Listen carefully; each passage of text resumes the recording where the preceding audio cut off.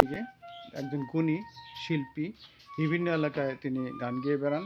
তিনি বাঁশি থেকে শুরু করে বেশ কিছু বাদ্যযন্ত্রের বাজাইতে সক্ষম এবং সুরের উপরে তার আধিপত্য খুবই অসামান্য দক্ষতার সাথে তিনি সমস্ত প্রায় ৫-৭টি বাদ্যযন্ত্র তিনি বাজাতে পারেন এবং গান গাইতে পারেন।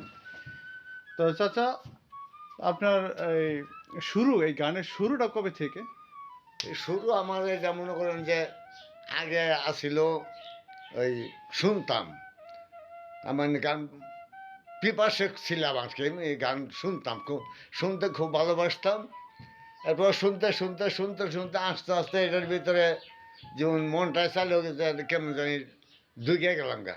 ঢুকতে ঢুকতে কিছুদিন পরে ছিল আমার এটা নেশার মতো। মানে যে একটা জিনিস যে খাওয়ার একটা নেশা আছে, আর একটা লোক কর্মর একটা নেশা। কিন্তু এটা আমি বিভিন্ন মাহফিলে টেবিলে যাইতাম, গান টান গাইতাম, এটা একটা নেশা ছিল।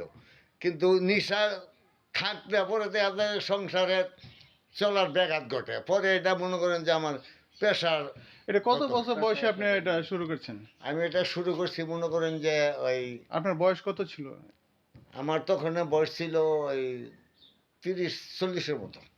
আপনি কি কিচ্ছা কাহিনী, যেমন মকবুল বয়াতি, এই সময় সুলতান বয়াতি ইত্যাদি বয়াতি যে আপনাদের এলাকার স্বনাম খ্যাত, খুবই নাম করা, তাদের মতো কি আপনি কি গান গাইতেন?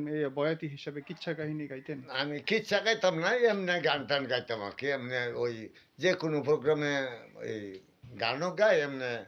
আচ্ছা, ওই যে বাউল শিল্পীর মতো আর কি। হ্যাঁ। আচ্ছা, আপনি কি ওই যে সুনামগঞ্জের যে আব্দুল করিম শাহ বিখ্যাত, ওনার নাম শুনছেন? ওনার মতো কি গান গাইতেন আপনি? না, গান এমনি মনে করেন যে যখন যেখানে যায় মানে প্রোগ্রামে ওনার যাই। মতো তিনি লিখতেন? কিছু গান লেখা আছে আপনার? না, আমার 2টা গান লেখা আছে আমার মাত্র। আচ্ছা, 2টা আচ্ছা। থেকে 3টা গান লেখছে না, আপনার ভবিষ্যৎ পরিকল্পনা কি? ভবিষ্যতে আমার আর নতুন নতুন গান।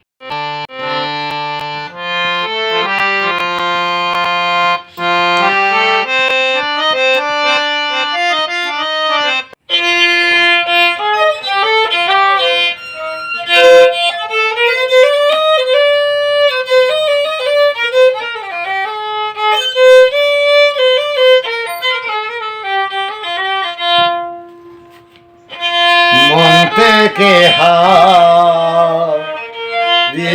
গেছো আমার বিশ্বাস হয় না, আমার বিশ্বাস হয় না।